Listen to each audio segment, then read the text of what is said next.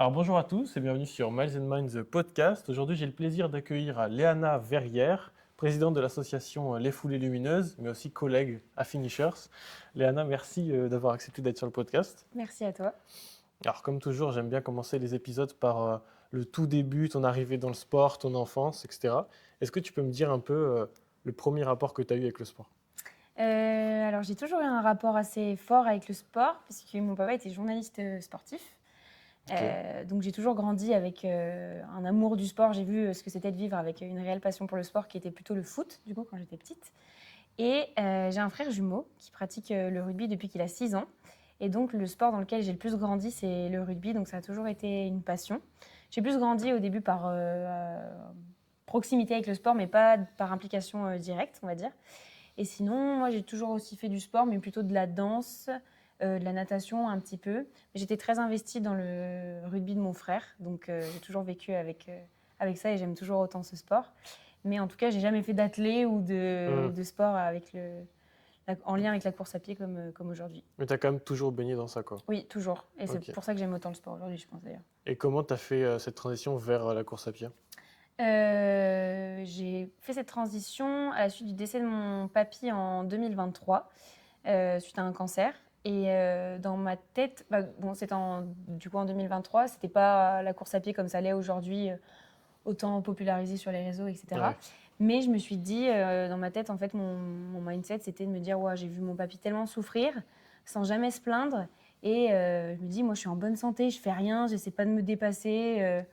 De sortir un peu de ma zone de confort. Et quand il est parti, je me suis dit, allez, Léana, il faut que tu te bouges.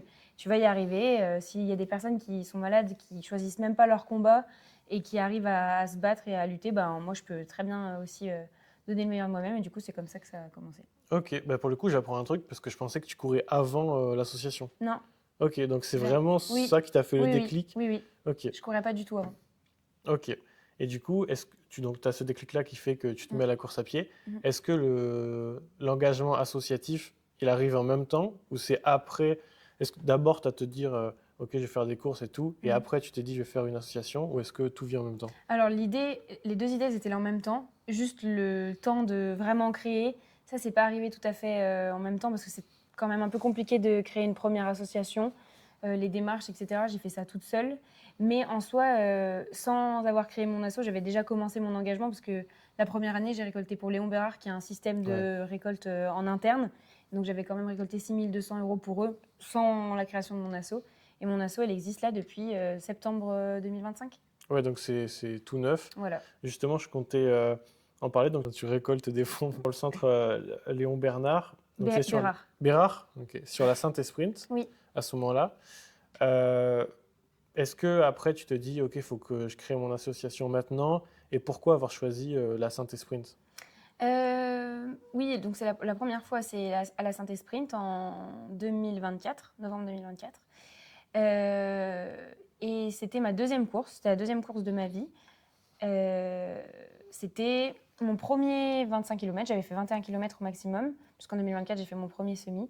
Et cette course, c'est parce que, bon, en vrai, la Saint-Élion, c'est un peu ma course de cœur, parce que je suis stéphanoise, Hmm. et je vis à Lyon, donc elle a un peu une saveur. J'en ai entendu parler depuis toute petite, enfin, elle partait, enfin, c'est marrant, mais le départ est donné juste à côté du jardin de mon papy, où il passait Ah, c'est le plus vrai? clair de son temps. Vraiment, Ah, ok, donc ça fait sens. voilà, ça fait sens.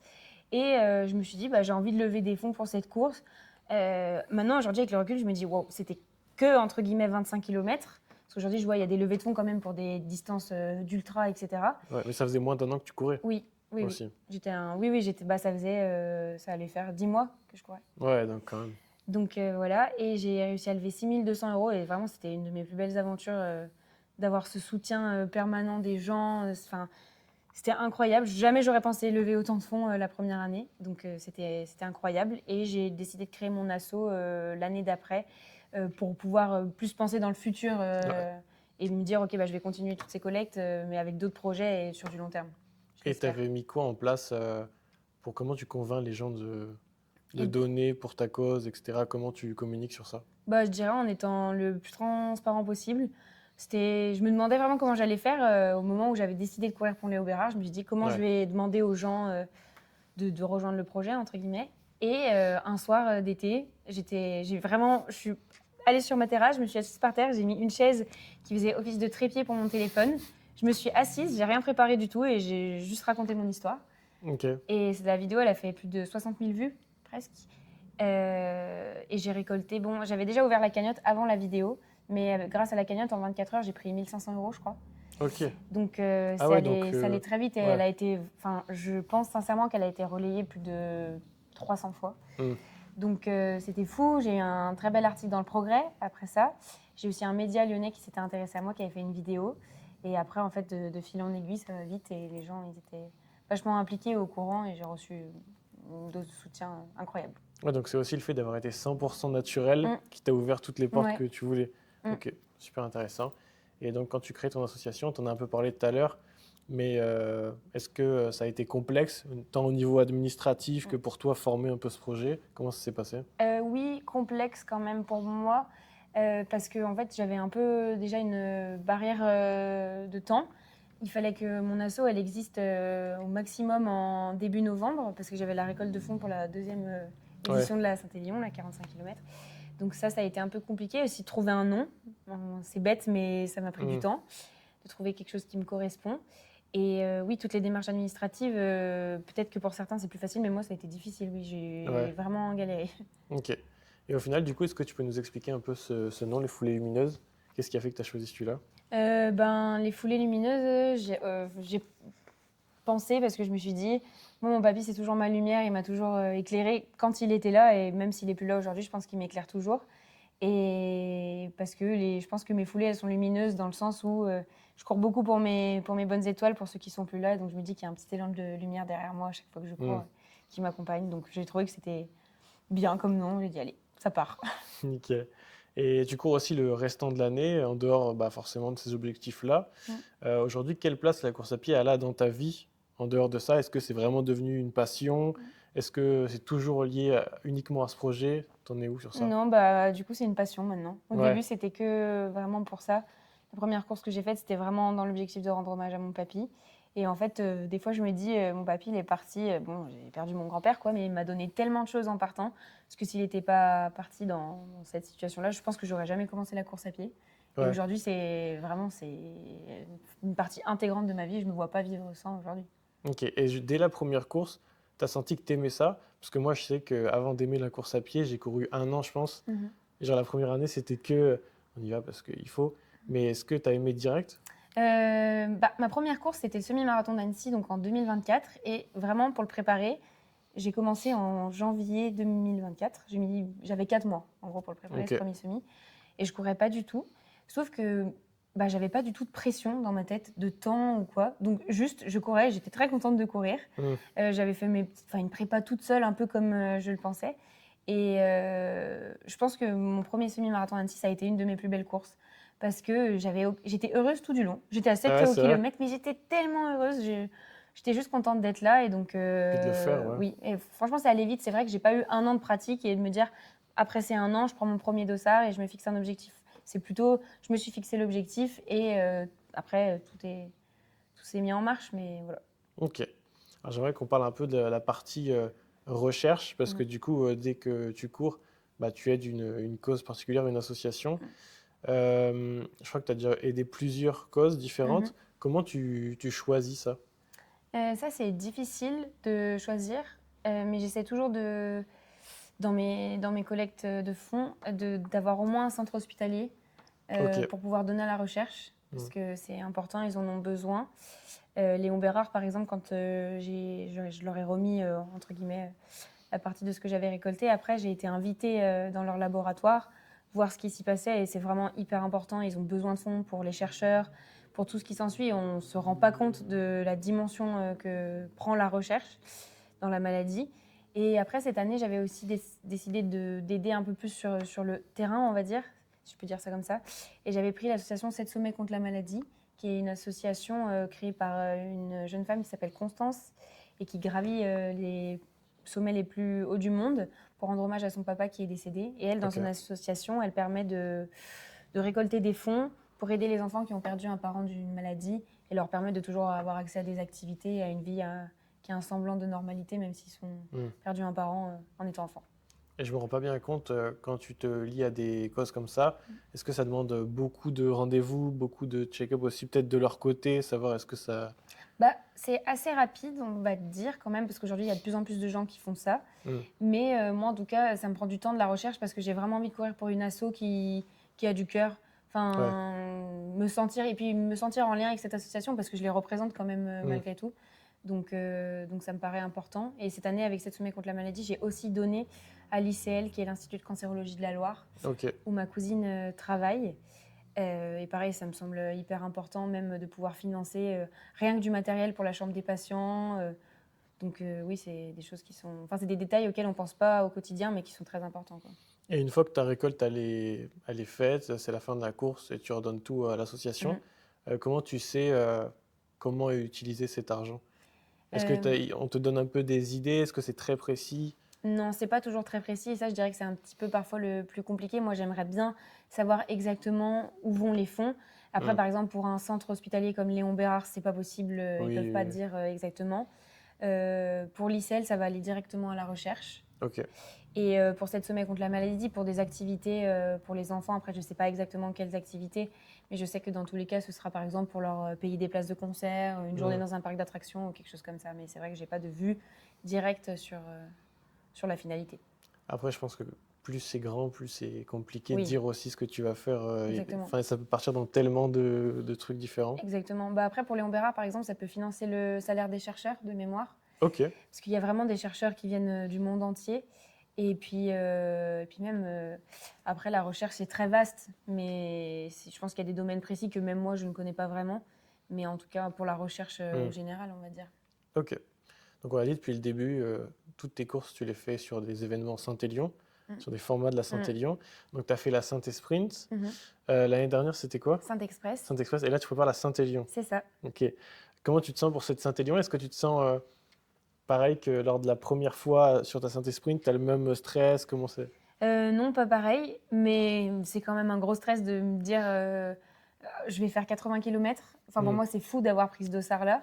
Ça fera pas si longtemps que ça, je crois, hein, 2 ans, un peu plus de deux Ouais, ans. en vrai, tu as fait beaucoup déjà. Donc, je suis encore un peu une bébé coureuse, on va dire. Et c'est fou, mais pour moi, c'est mythique. Enfin, cette course, je suis allée voir le départ cette année de la course parce que je faisais la Saint-Express, mais en relais. Donc, il y avait une personne qui faisait la première partie de course et moi la deuxième, qui correspondait à la Saint-Express. Et donc, j'ai vu le départ et je me dis, mais Hmm. elle est folle cette course, quoi. Et puis voilà, c'est ma ville, c'est Saint-Étienne. Donc, Ouais. il y a une forme de fierté et j'ai vraiment hâte. Et c'est surtout que j'ai eu de la chance d'avoir un entourage incroyable sur toutes mes courses. J'ai eu un amour, mais décuplé à chaque fois. Et là, je sais que la Saint-Élion, ça va être Hmm. fou. Enfin, cette année, déjà, c'était incroyable, la Saint-Express. Puis c'est mythique. Donc voilà. Et donc de vivre cette course, c'est déjà fou. Et de la faire vivre aux gens qu'on aime, c'est encore plus fou. Alors, est-ce que l'année prochaine, c'est à Lyon-Saint-Élion? Non, je pense pas. L'aller-retour, je suis vraiment pas sûre. Est-ce que tu as déjà des idées un peu sur les prochaines années, ce que tu vas faire ou même pas? 2027, j'avoue que j'hésite entre deux choix. Soit de me lancer sur un format de triathlon en 70.3 sur Ok, Ironman, ah, trop bien.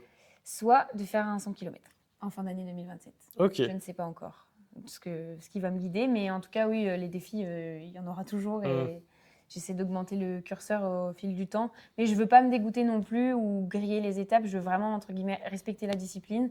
Du ouais, coup, je ferai les choses dans l'ordre. Là, j'ai d'autres courses prévues en attendant le 80 km. ok. Donc, on va voir comment elles se passent. Et une fois que le 80 km il sera passé, là, je pourrai aussi me projeter sur un peu plus long encore pour 2027. Et est-ce que tu es coaché? Oui, Oui. Et est-ce maintenant, que je suis tu l'as coachée. été dès le début? Non, pas du tout. Au début, Ok, j'étais coachée par vraiment le destin. oui, le destin. Je me laissais aller. Mais non, maintenant, je suis coachée et c'est beaucoup mieux parce que si je veux progresser, justement, il faut quand même que j'encadre mes débuts dans la discipline, on va dire. Ouais, Donc oui, je trouve ça hyper important d'être coachée. ok. Faudrait que j'y passe. Oui, Faudrait c'est pas mal en vrai. que j'envisage le truc. Je peux te coacher après si tu veux. Prochaine question. Euh, après, maintenant que tu as lancé ce projet, à quel point ça t'a permis de rencontrer tu sais, des gens touchés par la même situation? Mhm. Est-ce que tu sens que ça a vraiment aidé à connecter?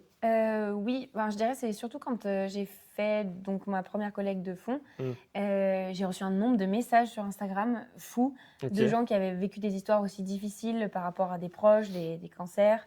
Et là, je me suis dit, waouh, on est quand même beaucoup à avoir. De toute façon, je pense que tout le monde a connu de près ou de loin la maladie dans la vie. D'autres plus jeunes que d'autres, ils ont perdu des parents, des grands-parents, des frères, des sœurs. Et ça, oui, ça m'a soudée. Et puis j'avoue que aussi moi, dans ma collecte, je pense beaucoup à mon papy, mais j'ai une de mes très bonnes amies qui a perdu son petit frère. Et ça m'a donné, quand je la vois, elle, le courage qu'elle a, etc., je me dis, oui, il faut se donner à fond pour ces gens. Mais oui, j'ai rencontré plein de personnes qui m'ont raconté leurs histoires, on a échangé, etc. Et même sur Instagram, avec ma page d'association, j'ai pu rencontrer plein de personnes qui avaient aussi des parcours atypiques et qui couraient pour une cause particulière.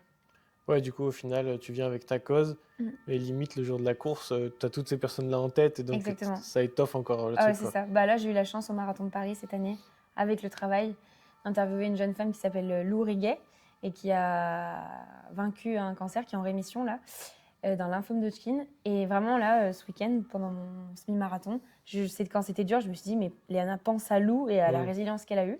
Donc voilà, c'est beau de pouvoir penser à tous ces gens. Semi d'Annecy où tu as pu PR d'ailleurs. Exactement, j'ai pu Important de le PR. dire. C'est ça, très contente.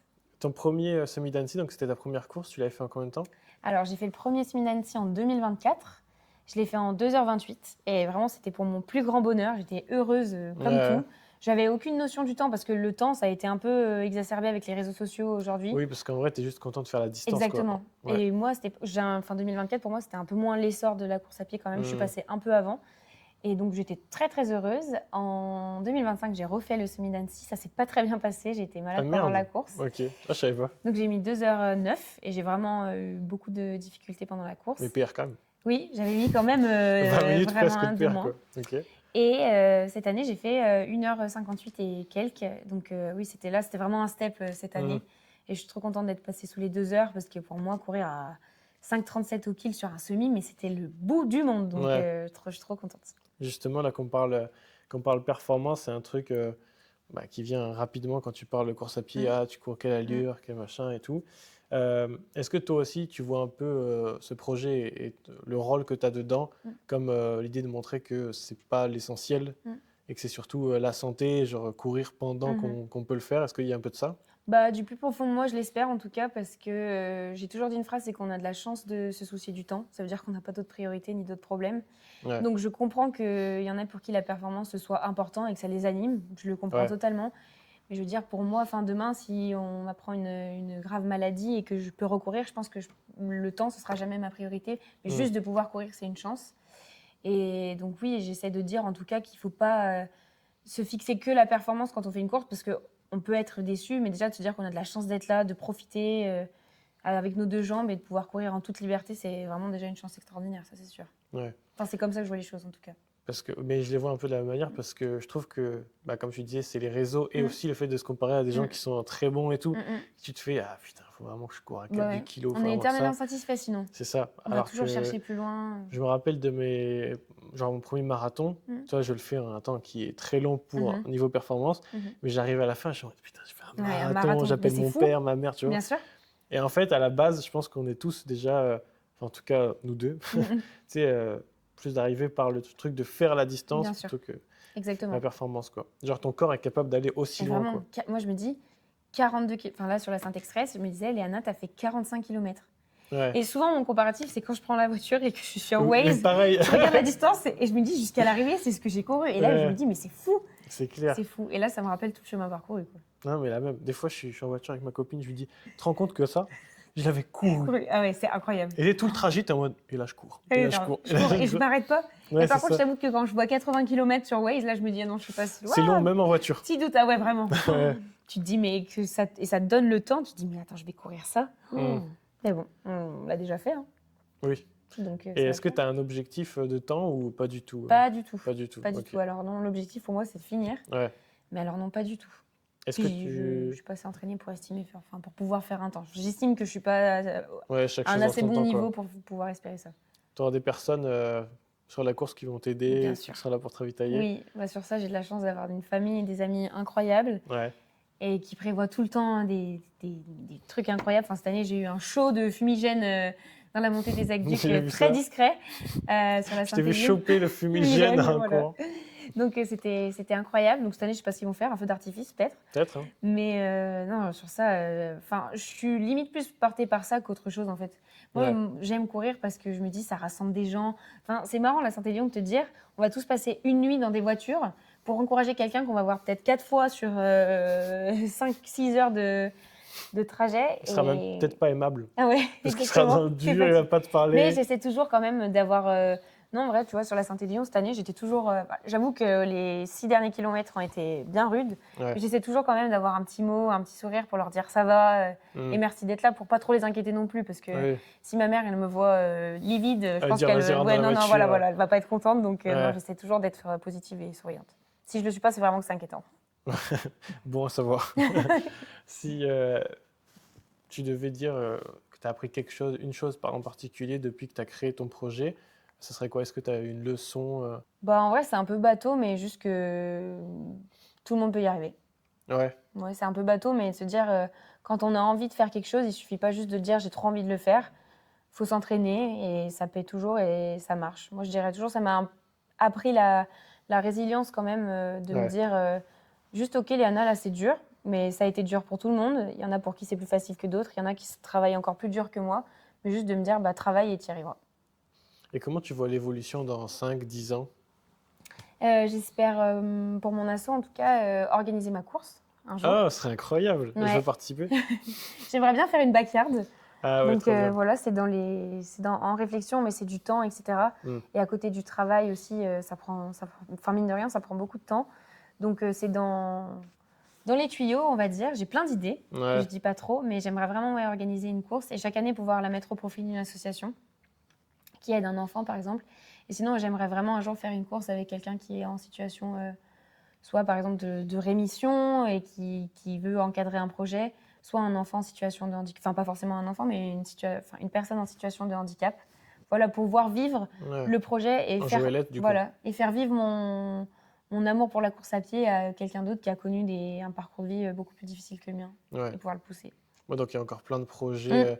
qui peuvent arriver. Mais la J'espère. backyard, je trouve que ouais, c'est le format peut-être parfait, parce Ouais. que c'est limite le plus simple au niveau organisation, je pense. Exactement. Et en même temps, tu peux tellement te dépasser, parce que la distance, elle est libre pour Exactement. chacun. Donc je pense Et qu'à même Finisher, il y aura du l'organisation, je monde. me dis, ça peut être marrant de tous être dans une tente un peu là, mais de tous Ouais, se dire, bon, on court pour une belle cause, c'est clair. on a encore moins de raisons d'arrêter. On approche de la fin de l'épisode. Et avant ça, on a les questions des abonnés. Donc aujourd'hui, on a eu 4 questions que j'ai retenues. La première, c'est celle de Charles, qui demande à quel point c'est important pour toi d'avoir une autre raison de courir que celle de la perf. C'est le plus important pour moi, je dirais. De courir avec le cœur, en fait. C'est tout Ouais. bête. Je sais que ça fait un peu phrase bateau, mais juste de courir avec le cœur en me disant, ouais, je suis là. Enfin, je veux dire, Annecy, ce week-end, des fois, je regarde autour de moi, je me dis, mais c'est tellement génial d'être là, Mhm. quoi. C'est une chance et donc c'est le plus important pour moi parce que la perf, je peux pas dire que ça compte pas. Cette année, je voulais courir sous les 2 heures parce que je me suis entraînée pour, mais je veux pas que ce soit mon mantra. Je veux pas courir pour Mhm. ça.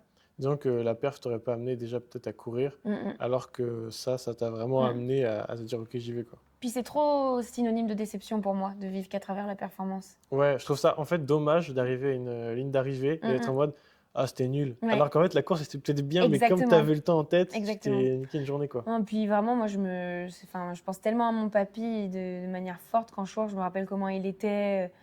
Il a eu une vie pas facile, mais en même temps, c'était quelqu'un de simple qui m'a apporté beaucoup de choses. Je me dis, Léana, apprends les choses comme ça, sois Ouais. toi-même. Essaie pas d'en faire des caisses, sois simple, essaie de réunir les gens avec amour pour une bonne cause. Fais du sport, kiffe et voilà. Mhm. Tu sens que c'est un vrai apport mental pendant la course? Oui, Ouais. oui, oui. Et je pense que, quand on court avec une cause qui nous anime aussi fort, moi, j'ai jamais abandonné une de mes courses pour l'instant. Donc, des grosses courses, j'en ai pas fait tant que ça, mais j'ai fait quand même plusieurs petites courses. Mm. Et jamais ça m'a pris l'idée d'arrêter parce que je me dis, mais je peux pas, quoi. Bon, après, je comprends qu'il y a des gens qui arrêtent pour des pépins, Ouais, ils n'ont bien pas le sûr. choix. Hein. Et t'as Mais en pas tout le choix. cas, mentalement, j'ai jamais pris l'idée d'arrêter parce que je me dis, mais Léana, tu peux pas. Tu peux pas. Avec tout ce qu'on m'a laissé. Puis, Mhm. même anecdote folle pendant la Saint-Élion cette année, quand j'arrive sur les quais de la Mulatière, donc c'est à 2 km de l'arrivée, Ouais. il y avait une péniche qui était amarrée. Et le nom de la péniche, c'était Pedro. Et c'était le prénom de mon papy. Incroyable. Donc c'était fou. Et je me dis, c'est sûr qu'il y a C'est un signe quoi. un monde où il me voit. J'en suis Ouais, c'est sûre. clair. Bah, si t'es même aidé par les péniches, Exactement. personne ne peut te stopper, j'ai envie de te dire. Exactement. Nickel. On a une question de Romain qui demande Avant de lancer l'assaut, c'était quoi pour toi performer en course et aujourd'hui? Tu as un peu répondu déjà en disant Mm. qu'il n'y avait pas la performance à la base. Mm. Est-ce que dans les sports que tu faisais avant, tu avais cette même vision du sport, genre plaisir avant tout, profiter? Oui, après, en fait, je pense que ça change aussi selon en fait, les sports indiv et les sports co. Parce que j'ai Ouais. quand même beaucoup grandi avec des sports collectifs. Oui, Et je il vois faut dans le gagner quand rugby, en même. fait, une saison, c'est super cool de jouer pour le plaisir, mais il Mm. faut gagner, il faut du Ouais, je résultat. capte. Mais à travers le résultat, je me dis, quand je vois mon frère ou mes copains jouer, je me dis, euh, prenez du plaisir, les gars, quoi. Mm. Enfin, soyez décomplexés quand vous jouez, mais je sais que c'est plus difficile qu'autre chose. Mais en tout cas, j'essaie toujours de me dire qu'il faut prendre du plaisir parce que sinon, je me dis qu'on a tellement de risques de se blesser ou même Ouais. mentalement d'être dégoûté après, non. Puis après, le fait que ça soit aussi en collectif, déjà fait que tu peux prendre du plaisir même dans la compète, Exactement. alors qu'en course, tu es tout seul, donc c'est C'est différent. vrai. Tu n'as pas de relation, enfin, tu C'est vrai. peux, mais bon, c'est différent. Mais je trouve que la course est beaucoup plus enfin, c'est un sport beaucoup plus collectif que ce qu'on pense. Ouais, Ouais. Moi, sur chaque course, enfin, souvent, j'ai eu une belle histoire à raconter, une belle personne avec des participants rencontrée. et tout. Ouais. Et je trouve que, enfin, là, sur une Saint-Élion, sur un semi d'Annecy ou quoi, on se pousse tellement entre nous. Enfin, Mm. moi, quand je vois des gens dans le dur, toujours un petit mot ou toujours une petite tape sur l'épaule en disant allez, ça va aller. Et c'est tout bête, mais moi, l'année dernière, quand ça a été super dur à Annecy, il y a un Ouais. monsieur d'une 50aine d'années qui m'a pris par l'épaule. Il m'a dit allez, maintenant, tu lâches rien. Et juste, je me suis dit allez, Léana, tu reprends la Mm. course, t'y vas. Et ça m'a vraiment aidé. Donc, je pense que c'est plus collectif qu'indiv au final. Puis en plus, c'est, je trouve, les souvenirs de course dont tu te rappelles le plus. Exactement. Parce que quand tu as le gars qui te parle ou quoi, après tu rentres chez toi, tu te dis putain, tu sais, parce qu'il n'était Exactement. pas obligé. Ouais. Et Et le il l'a fait fait. qu'il le fasse, ça te change ta course. Exactement. C'était- En plus, ce C'est que je me dis, dans 10 ans, je me rappellerai toujours de ce moment. Par contre, mon classement, je ne m'en rappellerai pas. Oui. C'est pour ça que le plaisir, il est important pour moi. Je me dis ça, je m'en rappellerai. Bon, à part si on fait un classement fou, comme Oui. notre cher Charles qui a fini 12e à la Saint-Express, il s'en rappellera toute sa vie. sûr. Mais moi, en tout cas, je me rappelle plutôt des rencontres ou de ce que j'ai vécu avec mes amis sur la course que mon classement. D'ailleurs, je ne sais pas mon classement. C'est vrai, mais j'ai aucune J'ai idée pas regardé. d'aucun de mes classements, je te m'envoie. Et je crois que je préfère pas savoir. Oui, non, d'ailleurs. Je moi pense non que je plus. vais mieux Ouais, sans bon, le classement. exactement. On a une question de Pilou qui demande qu'est-ce que ce projet a changé en termes d'état d'esprit en toi? Bah, la détermination, hein, Ouais. de jamais rien lâcher dans la tête, même quand c'est dur. Mm. Et surtout un peu, bah, c'est dur de le dire comme ça, mais d'apprendre à se faire mal un peu. Ouais. Apprendre à dire que c'est pas toujours facile, ça sera jamais toujours facile, mais qu'il faut accepter que c'est dur, passer par des moments plus difficiles pour se dire que ce sera toujours plus beau après, mais que je pense que c'est important parfois de se faire un peu mal aussi. Ouais. Pour pas Pousser toujours la être dans la machine un peu, facilité, ouais. exactement. Bon, ça, c'est peut-être un peu ma mentalité rugby qui Ouais, mais je me dis prend le peut-être dessus, que mais c'est. il faut se faire mal. Parce que du coup, j'ai l'impression que ça vient quand même de deux manières différentes. Tu sais, se faire mal au rugby et Mm. se faire mal à la course à pied, au final, c'est pas la même. Mm. Du coup, tu as eu genre deux façons de se faire mal qui sont C'est rejointes. vrai. Et genre, c'est pour ça que tu as un mental C'est vrai. ultime. C'est pas de se prendre un plaquage plein lancé, mais de me dire, moi je vois mon frère depuis petit, c'est pas facile le Mm. rugby.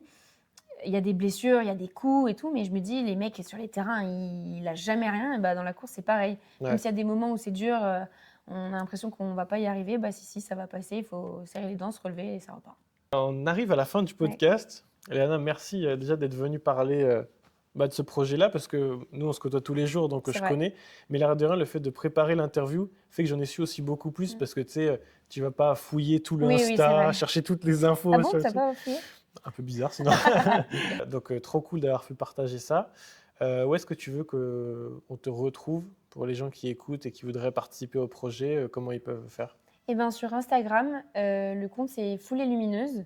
Donc les gens peuvent suivre l'histoire et les futurs projets qui arrivent via cette page. Et promis, il y a plein de beaux projets qui arrivent. Nickel. Bah, merci beaucoup Léana. Bah, merci à toi Mathéo, c'était génial. Merci pour tout.